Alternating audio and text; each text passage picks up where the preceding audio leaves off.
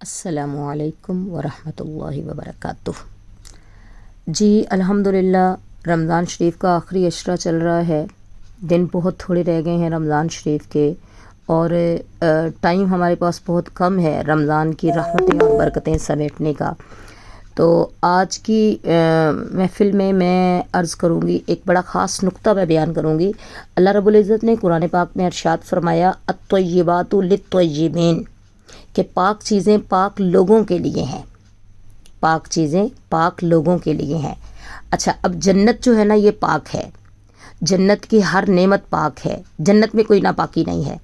تو جنت کے اندر جائیں گے وہی لوگ جو پاک ہیں۔ اب جو لوگ پاک ہیں وہ جنت میں جائیں گے، لیکن گناہ جو ہے یہ ناپاکی ہے۔ تو ہم میں سے ہر بندہ گناہ گار ہے۔ سوال یہ ہے کہ ہم جنت میں کیسے جائیں گے؟ تو ہمیں جنت میں جانے کے لیے ضروری ہے کہ ہم خود پاک ہوں۔ تو اللہ رب العزت چونکہ اپنے بندوں پہ کمال کی مہربانی کرنے والا ہے، ارحم الراحمین ذات ہے اللہ رب العزت کی، اللہ سے بڑھ کے کوئی مہربان ہے ہی نہیں، کوئی ہو ہی نہیں سکتا۔ تو اللہ رب العزت نے انسان کو پاک کرنے کے لیے کچھ عبادتیں ہمارے اوپر فرض کر دیں۔ اچھا، وہ عبادتیں فرض کرنے کے اندر بھی اللہ کی رحمت چھپی ہے، اللہ کی محبت ہے اپنے بندے سے، کہ اپنے بندوں کو پاک کرنے کا طریقہ ہے وہ۔ مثال کے طور پہ کچھ گناہ ایسے ہوتے ہیں جو ظاہر ہیں، کچھ گناہ ایسے ہوتے ہیں جو ظاہر بھی نہیں ہیں، مطلب کچھ گناہ ایسے ہیں جو نظر آتے ہیں، ٹھیک ہے، اور کچھ گناہ ایسے ہیں جو نظر نہیں آتے۔ تو اللہ رب العزت کی اگر آپ حکمت دیکھیں، اللہ تعالیٰ کے ہر کام میں چونکہ حکمت ہے، انسان ناقص عقل والا ہے، انسان سمجھ نہیں پاتا، تو اگر آپ غور کریں تو اللہ تعالیٰ نے وہ جو گناہ ظاہر ہیں، وہ جو نظر آتے ہیں، ان گناہوں کو بخشنے کے لیے اللہ تعالیٰ نے جو عبادت دی وہ بھی ظاہر والی دی۔ مطلب نماز، دیکھیں کوئی بندہ نماز پڑھ رہا ہوتا ہے، ہمیں وہ نظر آ رہا ہوتا ہے، تو وہ عبادت جو ظاہر ہے وہ اس کے ادا کرنے سے ہمارے ظاہری گناہ معاف ہوں گے انشاءاللہ۔ ٹھیک ہے، آپ نے سنا ہوگا کہ فجر سے لے کے ظہر کے بیچ میں ظہر کی نماز پڑھنے سے سارے گناہ مٹ جاتے ہیں، عصر پڑھنے سے ظہر سے عصر کے بیچ کے گناہ معاف ہو جائیں گے، مغرب پڑھنے سے عصر سے مغرب کے گناہ معاف ہو جائیں گے۔ مطلب ہر ایک نماز دوسرے نماز کے بیچ کا کفارہ ہے، تو ایک نماز پڑھنے سے پچھلی نماز کے بیچ تک جتنے گناہ ہوئے ہیں وہ سارے کے سارے اللہ معاف کر دے گا۔ اچھا، اب یہ وہ گناہ معاف ہوں گے جو نظر آتے ہیں۔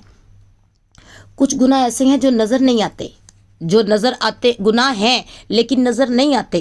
تو مثال کے طور پہ باطنی گناہ ہے، مثال کے طور پہ تکبر ہے، غرور ہے، ریاکاری ہے، دنیا کی محبت ہے، مطلب یہ گناہ تو ہیں پر ہمیں دکھتے نہیں ہیں، ہمیں نظر نہیں آتے۔ تو ایسے گناہوں کے اتارنے کے لیے، ایسے گناہوں کو دھونے کے لیے، ایسے گناہوں کو معاف کروانے کے لیے اللہ رب العزت نے رمضان کے روزے فرض کیے ہیں۔ دیکھیں، اب روزہ وہ عبادت ہے جو نظر نہیں آتا۔ مثال کے طور پہ اگر میں بولوں میرا روزہ ہے تو کوئی بندہ یہ نہیں جان سکتا کہ میرا روزہ ہے کہ نہیں، کیونکہ روزہ دکھتا نہیں ہے، ٹھیک ہے، نظر نہیں آتا، لیکن عبادت ہے۔ تو یہ وہ عبادت ہے جو عبادت تو ہے لیکن نظر نہیں آتی۔ تو یہ ان گناہوں کا اتارا ہے کہ جو گناہ تو ہیں، غرور گناہ ہے، تکبر گناہ ہے، ریاکاری، دنیا کی محبت، لالچ گناہ ہے، لیکن یہ نظر نہیں آتا۔ تو یہ وہ گناہ جو نظر نہیں آتے، اللہ تعالیٰ نے اس کے لیے وہ عبادت رکھی ہے جو نظر نہیں آتی لیکن عبادت ہے، ٹھیک ہے۔ اچھا، رمضان شریف کی ساتیں بڑی بابرکت ہیں۔ رمضان شریف جو ہے نا یہ اتنا پیارا مہینہ ہے، اللہ کی رحمت میں 12 مہینوں میں سب سے ٹاپ پہ جو مہینہ ہے وہ رمضان المبارک کا ہے۔ اور رمضان شریف ایسا ہے کہ جس میں یوں سمجھے کہ اللہ کی رحمت جو ہے نا وہ بہت سستی ہے، بہت آسان ہے، یعنی اللہ کی رحمت بندوں پہ اتنی تیزی سے برستی ہے۔ رمضان شریف کا ہر عمل مقبول ہے، روزہ دار کا ہر عمل مقبول ہے، روزہ دار کی نیکی تو نیکی ہے، روزہ دار کا تو سونا بھی عبادت ہے۔ آپ سوچ کے دیکھیں، ایک شخص روزہ رکھ کے سو رہا ہے، تو سوتے میں وہ جتنے سانس لے گا، ہر سانس کے بدلے ایک ایک نیکی کا اسے ثواب دیا جائے گا۔ سبحان اللہ، اگر آپ غور کریں تو یہ اللہ کی بہت بڑی رحمت ہے، کیونکہ سوتے میں بندہ سارے کام چھوڑ دیتا ہے لیکن سانس لینا تو نہیں چھوڑتا۔ تو دیکھیں، یہ ہے اللہ کی محبت اپنے بندے سے، وہ جو اللہ نے قرآن میں فرمایا نا، یا ایھا الانسان ما غرک بربک الکریم، اے غافل انسان تجھے کرم والے رب کے بارے میں کس نے فریب دے دیا۔ تو یہاں دیکھیں کہ اللہ رب العزت کی اپنے بندوں سے کمال کی محبت ہے کہ اللہ تعالیٰ اپنے بندوں کو پاک صاف کرنا چاہتا ہے۔ وجہ کیا ہے کہ اللہ نے بندوں کے لیے جنت تیار کی ہے، بندے پاک ہوں گے تو جنت میں جائیں گے۔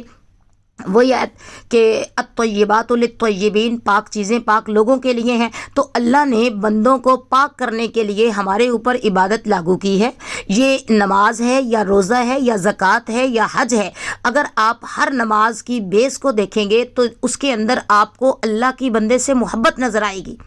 اللہ ہم سب کو اپنی محبت عطا فرمائے، اپنی عبادت کی، اپنی اطاعت کی توفیق عطا فرمائے۔ اللہ ہم سب کو سچا اور پکا مومن بنائے، اللہ ہم سب کو سچا اور پکا نمازی بنائے۔ اللہ اس ماہ رمضان کو ہمارے گناہوں کا کفارہ بنائے۔ اللہ اس ماہ رمضان کو ہمیں صحت اور ایمان کی سلامتی کے ساتھ عبادت میں مشغول ہو کے گزارنے کی توفیق دے، اور اللہ تعالیٰ اسی ماہ سیام کو ہماری نجات کا ذریعہ بنائے۔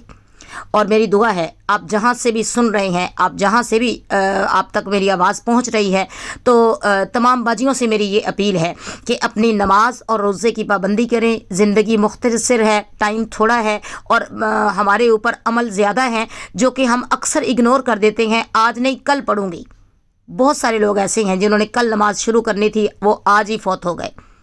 تو اگر اللہ نے ہمیں سانس دیے ہیں، اگر اللہ نے ہمیں مہلت دی ہے، تو رمضان کی قدر کیجئے، اپنی عبادت کی، اپنے روزوں کی قدر کیجئے، اپنی نماز کی قدر کیجئے، اس سے پہلے کہ وقت ختم ہو جائے۔